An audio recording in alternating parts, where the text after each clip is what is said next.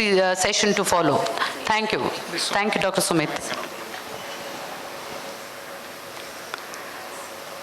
Dr. Monica will be talking about the next pillar of endodontic success, that is effective irrigation.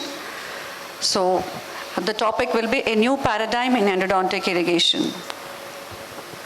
Dr. Monica has completed her MDS in 2008 and she brings with her over 17 years of rich teaching and clinical experience. She is currently the professor and head of the department at Manav Rachna Dental College, Faridabad. With her keen interest in advancing clinical acumen and a vision for compassionate care, she is an inspiration for both students and colleagues. We welcome Dr. Monica. Good afternoon, everyone. I'm Dr. Monica Tandon. I would first like to take this opportunity to thank the organizers of this event for giving me such a big platform to give my insights and my views about new paradigm in endodontic irrigation. So this is where we started from in 2005, and my last slide is going to be where I am currently working. So when we talk about irrigation is defined as a washout, a body cavity or wound with water or medicated fluid. It was Barrett who said that of all the human anatomy, root canal anatomy is one of the most complex anatomy present. And it has been established in various studies that just with mechanical instrumentation, only 50 to 60% of the root canal walls are being touched or being cleaned. So rest of the area remains unclean. So that's why we have shifted from the concept of biomechanical preparation to chemomechanical preparation. And we all know that whether it is primary endodontic treatment or secondary endodontic treatment, the main reason for endodontic failures or endodontic pathosis is microorganisms and their byproducts. And because of the complex anatomy which is present inside the root canal system, there is always a chance of failure. So how do we ensure that, we are maximizing our clinical output or we are maximizing our success? So I would personally recommend that, we should focus more on endodontic disinfection using different irrigants and different medicaments. So we are all aware of the objectives of irrigation. We have mechanical, chemical, and biological. We are also aware of the different irrigants which are available to us, starting from traditional such as sodium hypochlorite, hydrogen peroxide, chlorhexidine, saline. We have newer generation irrigants in the form of nanoparticles, MTAD, ozonated water, and we do have some development in India happening on herbal irrigants as well. How do we choose and, how do we go about it? Now, there are two things when we talk about endodontic disinfection. One is the type of irrigant you choose for your cases, and the other is the irrigant activation. Now, off lately, in the last decade or 2 decades, the focus has shifted on endodontic irrigant activation. Why we are focusing so much on activation is because whatever we may do, the irrigant does not penetrate right up to the apical third. So if the irrigant is not able to reach those inaccessible areas, we are not achieving much. So now the concept is to drive, to force that material inside the root canal system as much as possible so that we can get a desirable outcome.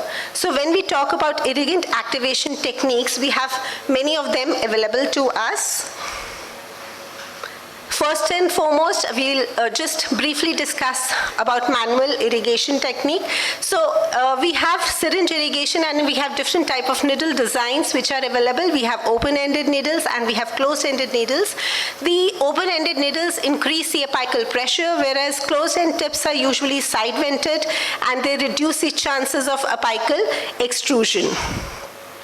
Different commercially available needles are there in the market and you can choose according to your convenience. There is something called as vapor lock effect. So whenever we talk about irrigants, if you are using a syringe to deliver your irrigant inside the root canal system, it has been proven that the irrigant does not flow 1 mm beyond your tip of the syringe. So how do you ensure that your irrigant is reaching the apical third? And also, Since root canal is a close-ended channel, there is a small vapor lock effect being seen because of air entrapment.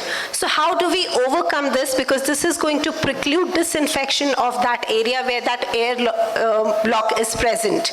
So that can be done with the help of your irrigation activation devices or irrigation activation techniques. You need not invest a lot in irrigant activation devices. You can even start with your basic manual dynamic irrigation.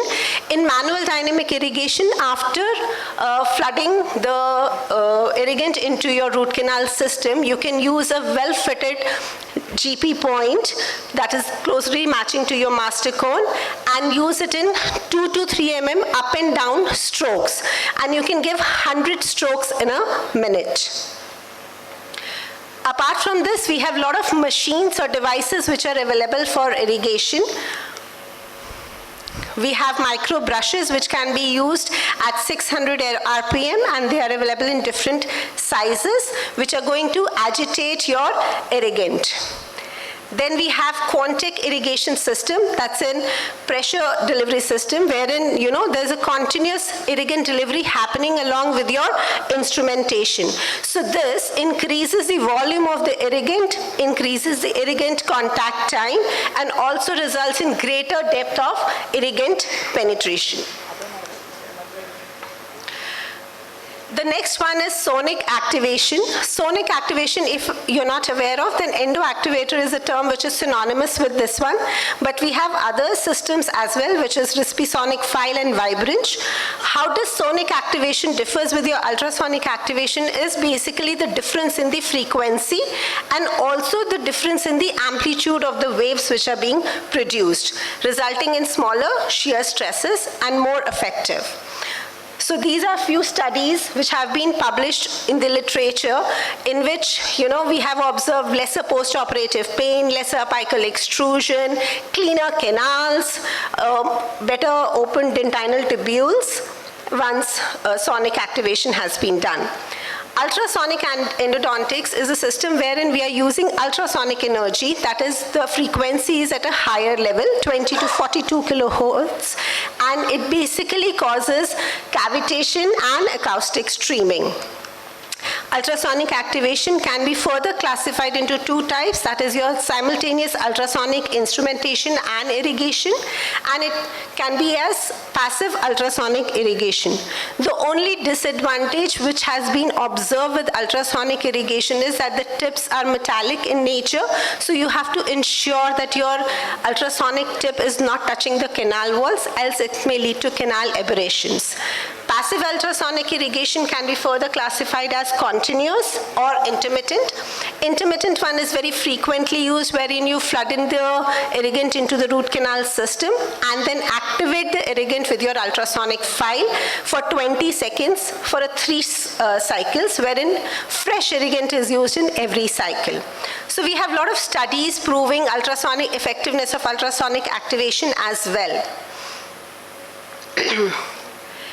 Another system which is very popular is Endovac system, which has an delivery system and evacuation system attached to it, and it has a high-speed suction source also, wherein the irrigant is delivered from one microtubing and taken out of the root canal system from the other microtubing. Rinsendo system is also an irrigation device that is based on pressure suction technology, wherein rinsing solution is transported to the root canal via an adapted cannula, and the used solution and air are extracted from the root canal and merged into the fresh rinsing solution. So all these mechanisms, whichever we have been discussing, are basically aiming at better penetration of the irrigant, thus ensuring maximum cleanliness and effectiveness. So lasers have become very popular with dentists these days, and we've already had 2-3 discussions over lasers. So I'll just briefly tell you the difference between all of them. So we have laser activated irrigation, we have photo activated disinfection, we have PIPS, which is photon initiated photoacoustic streaming, and shock waves enhanced emission photoacoustic streaming, that is your sweeps. Sorry. So PIPS is basically wherein you flood your irrigant into the root canal system and your laser light is directed in the chamber. And it results in formation of cavitation and bubbles. And once these bubbles explode, they create shear stresses, sorry, which is going to generate your, dislodge your biofilms and microbiota.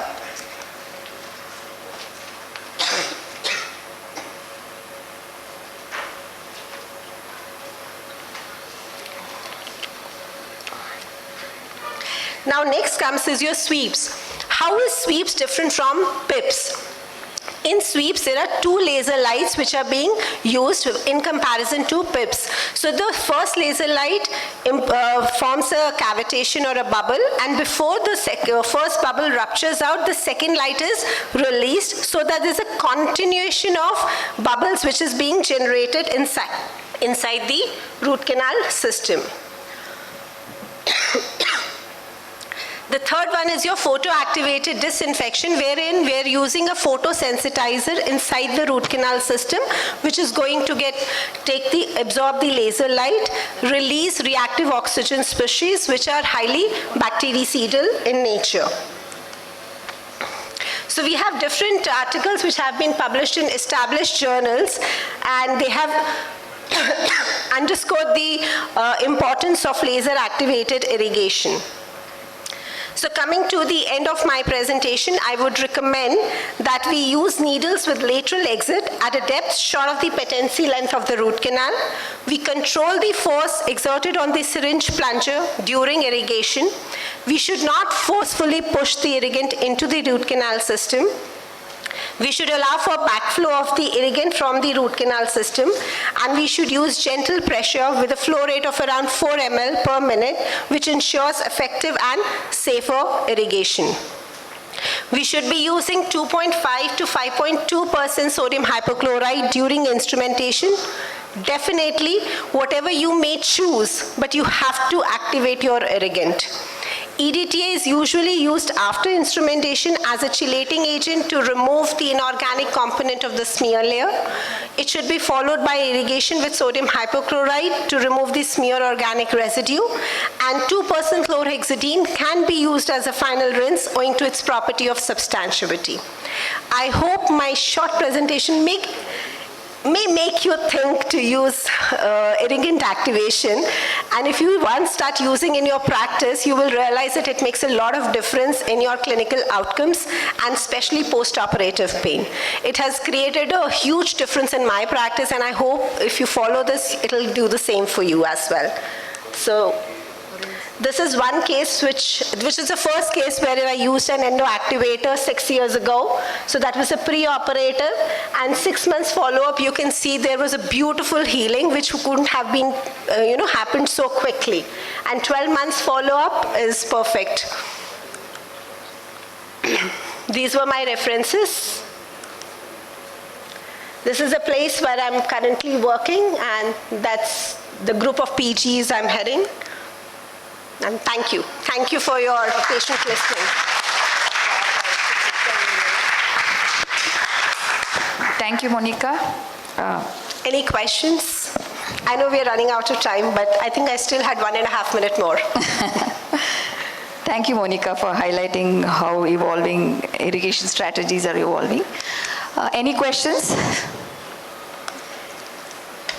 from the audience? Okay. So let's wind up. Right. Thank you.